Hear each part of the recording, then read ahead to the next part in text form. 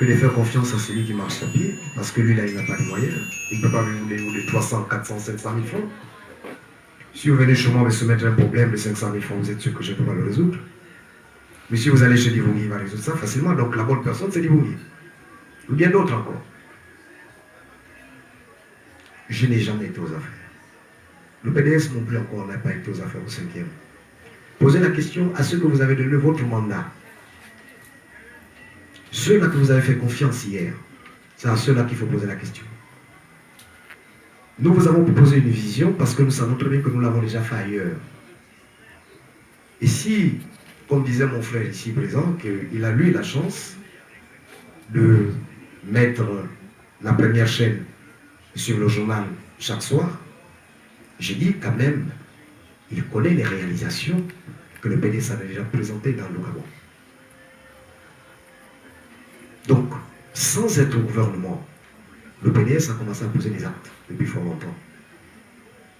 Moi, je me lance en politique, mais je vise d'abord les sensibilités les plus faibles. C'est quoi? C'est les problèmes que nous voyons aujourd'hui.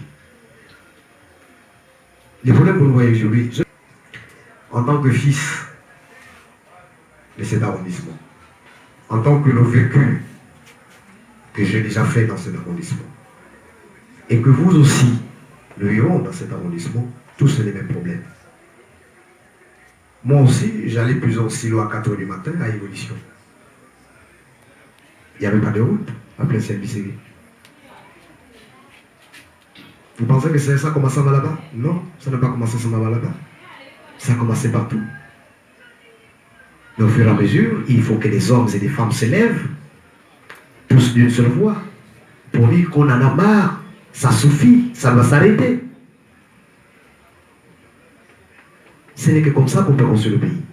Mais si vous passez le temps à faire des remarques à ceux qui n'ont jamais été aux affaires, et que ceux-là qui sont aux affaires, qui viennent voir, qui viennent vous solliciter, ce sont ceux-là que vous caressez au sens du poil pour dire « Non, monsieur Bambou, vous venez faire la diversion. Je ne viens pas faire la diversion. » Je vous ai dit tout à l'heure que je me suis fabriqué, je suis ce que je suis aujourd'hui, parce que je me suis battu. Je n'ai pas voulu que le Gabon m'avale, mais j'ai essayé de faire de moi ce que je peux être. Donc aujourd'hui, je peux vivre avec mes enfants, ma femme, ma famille. Quand il y a un souci, je peux résoudre à mon niveau. Donc c'est ce que chaque Gabonais, conscient, ou chaque jeune Gabonais, doit essayer de faire. Maintenant, quand je me lance en politique, parce que j'ai une vision en politique, parce que j'ai des choses que je veux te proposer au niveau de la politique. Voilà pourquoi je me lance en politique. Vous ne pouvez pas imaginer. Lorsque on prend des jeunes Gabonais, en France, les gens continuent toujours à recruter dans l'administration française. Au Sénégal, les gens continuent toujours à recruter dans l'administration gabonaise. En Afrique, les gens continuent toujours à recruter dans l'administration gabonaise. Pourquoi au Gabon, à tout simplement 58 ans d'existence, nous avons déjà tout fermé? C'est qu'il y a problème. Et moi, ça me fait mal. J'ai des enfants qui vont à l'école. La raison pour laquelle je les envoie à l'école, c'est parce que demain, je voudrais qu'ils puissent me soutenir dans ma vieillesse. Donc, je ne peux pas permettre que ces enfants viennent faire le chômage demain. Ce n'est pas possible. Donc, je dois me battre jusqu'au bout. Aujourd'hui, je vais faire proposer une loi au niveau de l'Assemblée nationale. C'est dans mes prospectus. Je vous ai dit, je ne viens pas ici parce que je vais vous dire, demain, je vais faire ceci, je vais faire cela. Tout est noir sur blanc, donc ça m'a pris du temps pour réfléchir. Mais la loi que je vais proposer, c'est sur le chômage. Il faudrait qu'un jeune Gabonais, après ses études, lorsqu'il n'est pas encore pris en compte par l'État, l'État va devoir l'accompagner, prendre en charge ce monsieur, et qu'il doit avoir des revenus qui doivent être déversés. Peu importe, 1 mois, 2 mois, mon travail est quand même impératif. Mais il faudrait que ce jeune Gabonais, qui n'a pas encore trouvé un emploi, puisse être pris en charge par l'État gabonais. Chez les autres, ça s'est fait, pourquoi pas au Gabon? Ça aussi, c'est mal pensé. Combien de députés? Partout où je suis passé, les gens me disent, mais non, vraiment, c'est une première fois que nous voyons quelqu'un qui a un programme bien ficelé avec une vision bien ficelée, qui vient nous donner ça comme ça, on prend lecture, on voit tout est clair, noir sur blanc. Mais d'autres viennent seulement pour venir faire le blabla. Bon oui, moi je vais être député, je vais faire comme ça, je vais faire comme ça. Ça c'est du blabla. Mais quelqu'un qui a une vision prend le temps de réfléchir. Alors mon très cher petit frère, je ne voudrais pas te dire ici. Je ne suis pas aux affaires. Pour terminer. Deuxièmement, vous ne m'avez jamais donné une chance. Vous n'avez jamais voté pour. C'est la toute première fois que je viens solliciter ta voix. Dieu seul sait si tu me l'as donné. Dieu seul sait aussi si tu ne vas pas me la donner. Donc, il n'est pas question que vous et moi, nous puissions dire que je viens faire ici la rigolade. Je ne viens pas faire la rigolade. Si vous prenez ça pour la rigolade, ben, ça n'engage que vous. Mais moi, je ne viens pas en politique pour m'amuser. La politique, c'est l'art de construire la société. Et quand on veut construire une bonne société, il faut présenter des projets qui peuvent toucher la population gabonaise. Et moi, je touche la population gabonaise. Amen.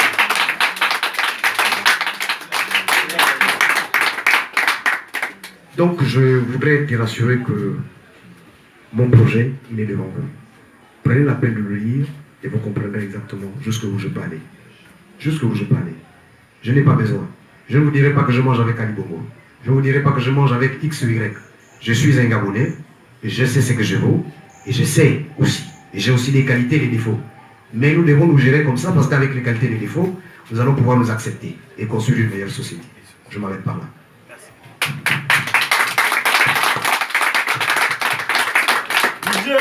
Question.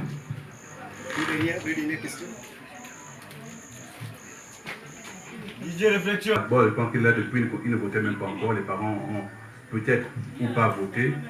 Et puis, si on arrive à vous lancer ce genre de pic, il faut comprendre que vous entrez dans un monde qu'on appelle la politique et que nous, au quartier, on appelle l'art de menteur.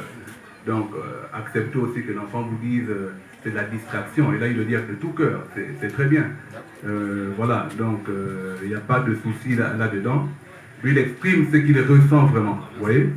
Et de l'autre côté, vous avez dit que vous n'avez pas été aux affaires. Mais moi, je pense que vous avez été, vous dites, hein, avoir eu 23 ans et marcher à côté de Pierre.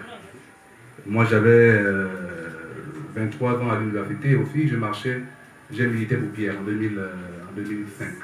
Voilà, donc, ça veut dire que militer pour un parti, c'est qu'on ne veuille ou pas accepter les pots de banane. Vous avez vu les pédégistes contre vents et marées, quand ça va mal, hein, ils soutiennent toujours leur candidat. Donc, que vous l'êtes aujourd'hui, bien que vous l'avez été hier ou pas, aux affaires, sachez que vous êtes politicien, vous appartenez à un parti politique, vous êtes avec M. Séraphin Dao, on sait tout ce qu'il a été, je pense, au Conseil national de... Je ne me rappelle plus, le bâtiment est quelque part la démocratie. Pour nous, tous ceux qui passent à la télévision ont été aux affaires. Je n'ai jamais travaillé. C'est vrai, la CD s'est mis récemment à la route, il a fait du bruit en disant il faudrait aussi que tous les chômeurs soient recensés et qu'ils aient une manne financière chaque fin du mois. Mais je ne sais pas comment vous allez l'expliquer. Je vous dis, il y a 2 semaines, le président était à la télévision, il a dit ce sera chaotique pour 3 ans. Et dans ces 3 ans, il ne compte pas 2018, il dit c'est 2019, 2020, 2021. Maintenant, si votre loi passe demain matin, parce que ce qui est bien, c'est que vous parlez beaucoup de Dieu. Et j'aime quand on parle de Dieu, pourvu qu'on soit franc et vrai.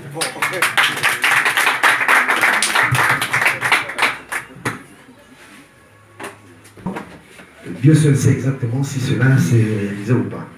Bon, je voudrais vous dire, moi, mon projet, je l'ai construit, je ne l'ai pas payé. Je l'ai construit avec ma pensée.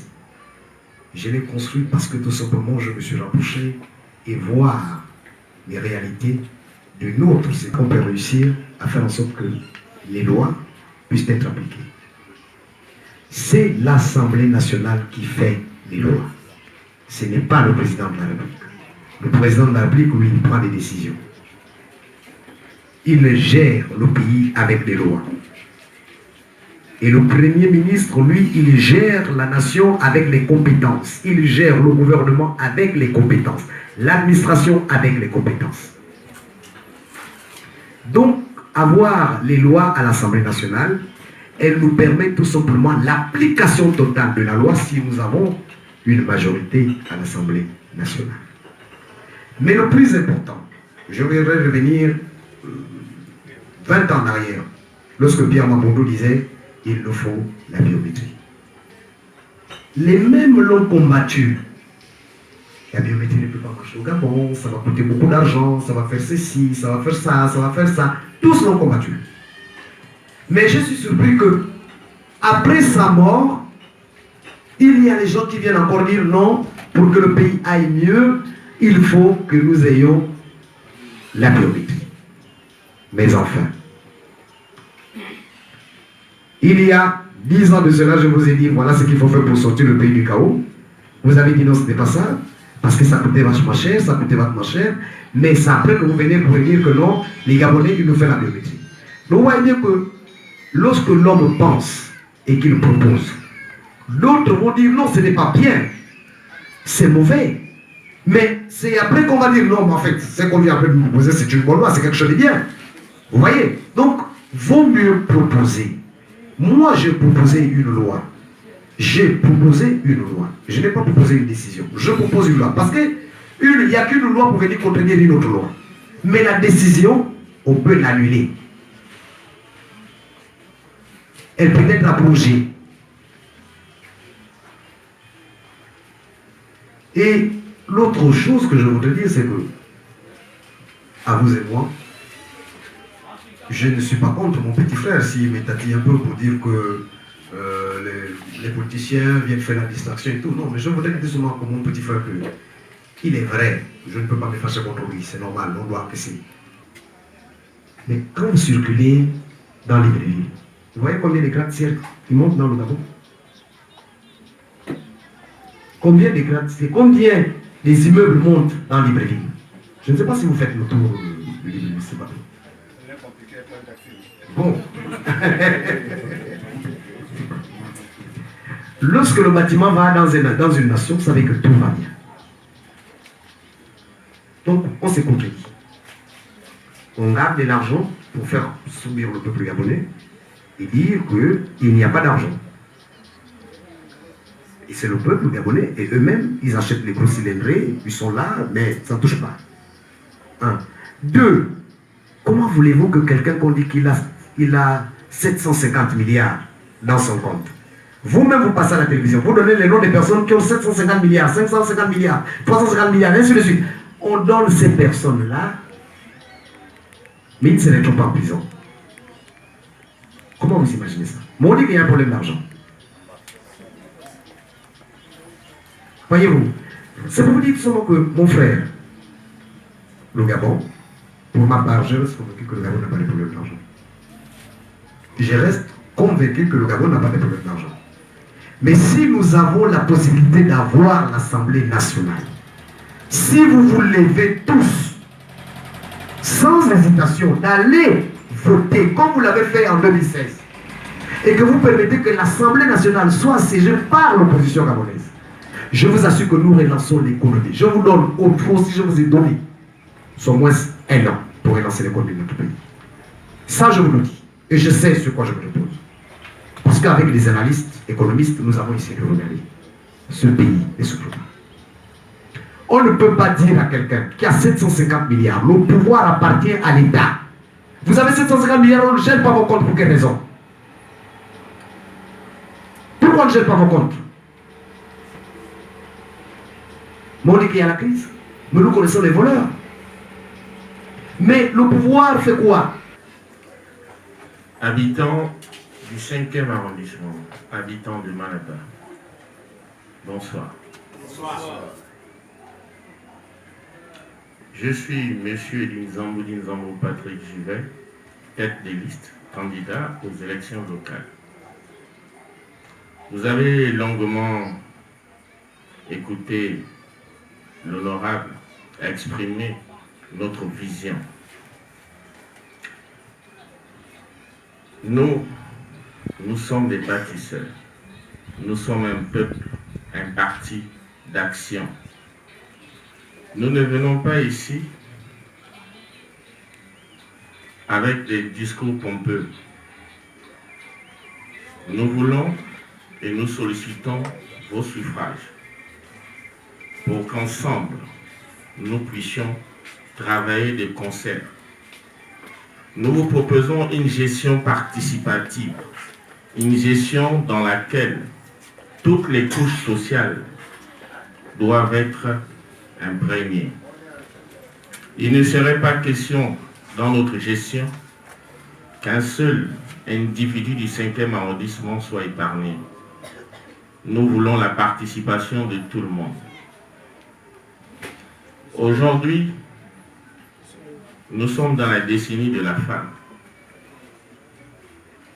Nos dirigeants prônent la décennie de la femme. Hier, on prônait cette jeunesse qui était sacrée. Aujourd'hui, pour mieux la sacrifier, on passe par la femme. Mais une femme a besoin d'un enfant. La femme que tu prônes aujourd'hui a des enfants sortis des écoles, des grandes écoles. Elle s'est battue par son commerce. Elle s'est battue, elle a utilisé tous les moyens pour que son enfant puisse trouver le travail après sa formation. Aujourd'hui, nous constatons tous que le taux de chômage a élevé. Hier, l'école, c'était la clé de l'avenir. Nous voulons incorporer en chaque Gabonais cet esprit combatif, cet esprit d'action. Nous ne devons plus attendre tout du gouvernement, mais nous-mêmes, nous devons passer à l'action. Nous devons parler avec une seule voix. Sans que nous soyons aux affaires, nous avons installé plusieurs pompes publiques dans le Gabon. Dans notre plan municipal, nous proposons l'installation des pompes publiques. Nous avons déjà fait une étude, sinon des études, et nous avons l'habitude de le faire. Nous ne sommes pas là pour venir baratiner. Non. Lorsqu'on va faire ces travaux, c'est la même jeunesse du 5e arrondissement qu'on va utiliser comme entreprise adjudicataire. Il ne serait pas question d'aller chercher un autre employé dans un autre arrondissement, dans une autre ville, pour venir travailler. La jeunesse du 5e arrondissement, lors de ces grandes œuvres, doit trouver de quoi manger. Nous avons prévu la construction d'une maison qu'on a nommée la jeunesse, la maison de la jeunesse. Une maison multimédia dans laquelle nous prévoyons un prépa-bac, un prépa-BPC, pourquoi pas 7. Nous prévoyons également le suivi des adultes qui malheureusement n'arrivent pas à démarrer dans la lecture. Tout cela doit passer par le concours des jeunes du 5e arrondissement. Il ne sera pas question de prendre quelqu'un d'autre, aussi expert qu'il soit. On en a dans le 5e. Aujourd'hui, on n'a plus d'air de jeu pour nos enfants. Aujourd'hui, on se plaint. Nos enfants fument le chanvre, ils braquent, ils tuent. L'insécurité est bondissante, elle est grandissante. Et ce qui est vraiment regrettable, c'est que lorsqu'on essaye de faire une étude là-dessus, on se rend compte que les véritables criminels, ce sont des jeunes. La tranche la plus petite même. Où allons-nous? Qu'est-ce que nous réservons à nos enfants? Allons-nous toujours accepter ce même cercle infernal? Nous disons non. Nous proposons l'entraide aux femmes commerçantes par des microcrédits. Il faut bien qu'on les motive à ne plus attendre tout de l'État, qu'elles se prennent en charge. Elles se constituent en collectif et on leur accorde des crédits. Notre 5e arrondissement a besoin de solidarité. Vous voyez, d'ici au bas, c'est long. Mais il y a des enfants qui quittent ici pour aller à l'école. Il pleut, ils font comment? Ils ont le temps de se casser les pieds et nous on regarde. La route là, si chaque maison, chacun n'avait pas cotisé, je ne pense pas qu'elle sera au moins tracée telle qu'elle est. Alors prenons notre vie au sérieux. Les gens ont longtemps dirigé, d'accord, nous on n'a jamais dirigé, on ne veut pas venir vous draguer, venir mentir. L'occasion est venue pour vous de nous faire confiance, de nous accorder votre confiance. Ensemble, nous allons travailler. De concert, nous allons modifier beaucoup de choses dans notre mairie, car notre mairie est trop protocolaire. Vous partez légaliser un document, si vous avez la chance, vous reviendrez à 15 h le récupérer, sinon le lendemain. Ce système, il est vieillissant. Nous avons besoin des élus compétents, des élus pour le peuple et qui travaillent pour le peuple. Je ne veux pas être lent. Je vous demande tout simplement de nous soutenir et ensemble, passons à l'action. Ensemble, gérons notre arrondissement. Je vous remercie.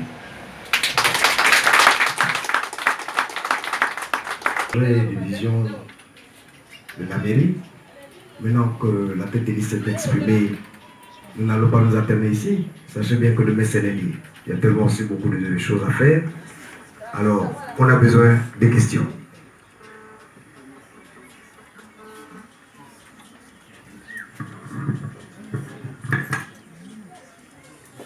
Questions?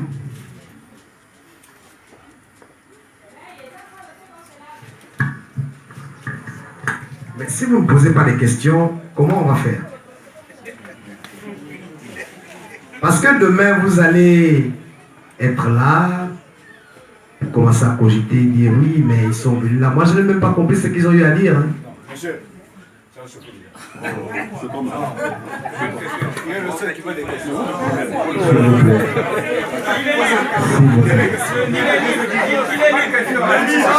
S'il vous plaît. On va faire ça dans l'ordre. Non, c'est pas une question. Non, je ne pas une question. C'est la première fois où on va voter. Je voudrais que tu viennes ce que je vais dire, parce qu'à la fin, tu vas peut-être applaudir. Et tu dois beaucoup applaudir. C'est la première fois où l'électorat jeune sera confronté à une élection je veux dire, 2 temps. Donc, non seulement 2 tours, mais je veux dire que c'est le même jour jumelé. Est-ce que vous pouvez nous expliquer vraiment comment se passe le 6? Est-ce que le 6 c'est seulement les législatives ou bien c'est municipal législatif et comment faire? Voici, c'est-à-dire que c'est pas... parce que là, après, on va arriver dans les bureaux de vote, on ne comprend pas comment faire. D'accord, vous avez tout à fait raison. Bon, je vais vous expliquer la démarche. Pas applaudir là, pas applaudir.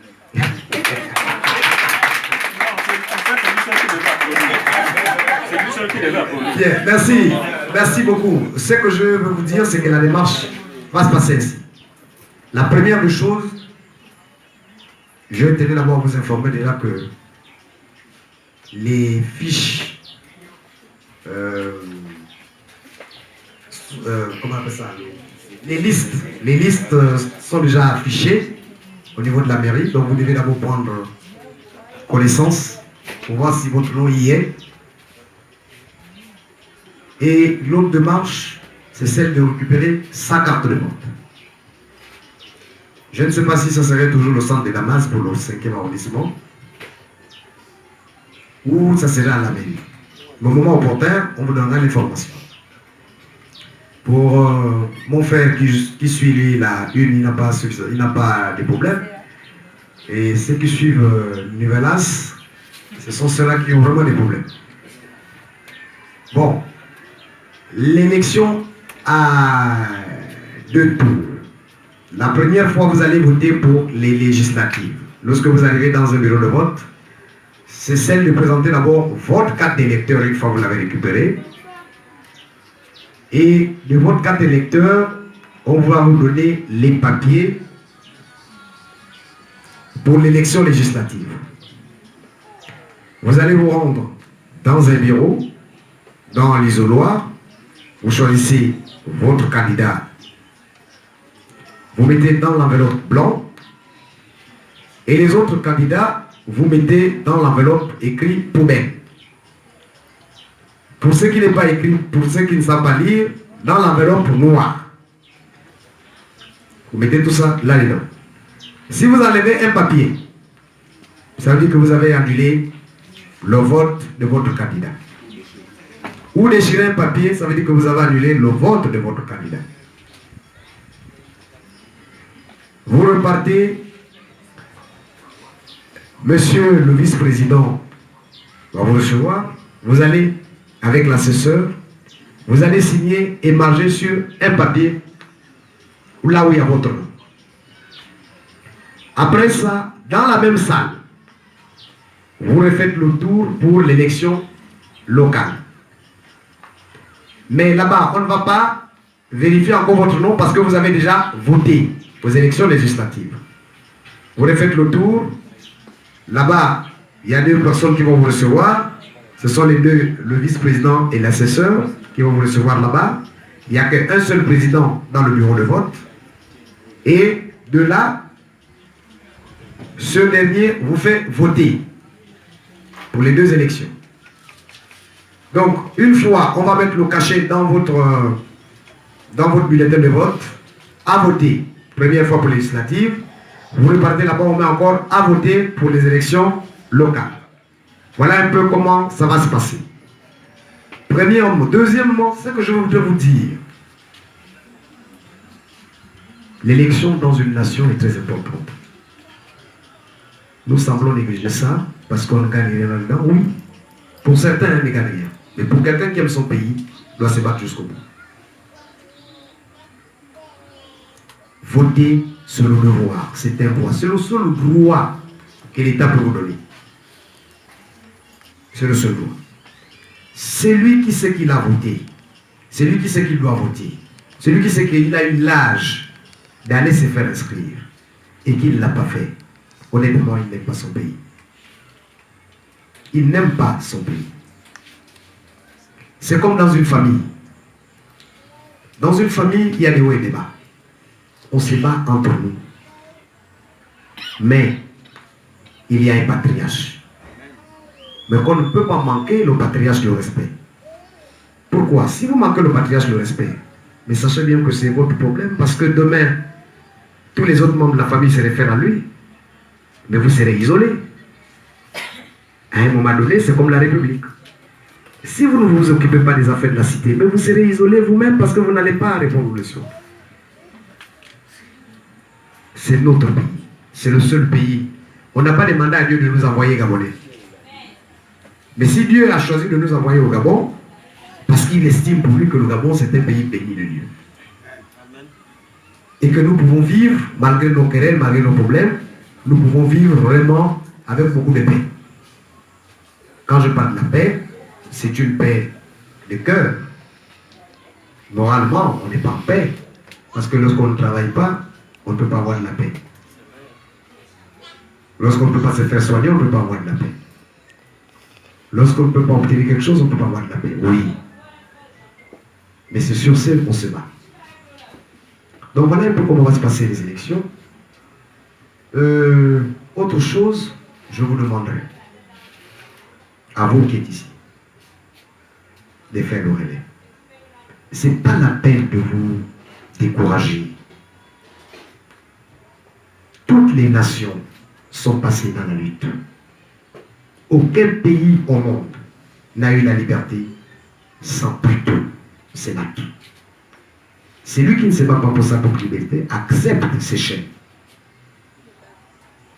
Celui qui ne défend pas sa nation ne vaut absolument rien du tout.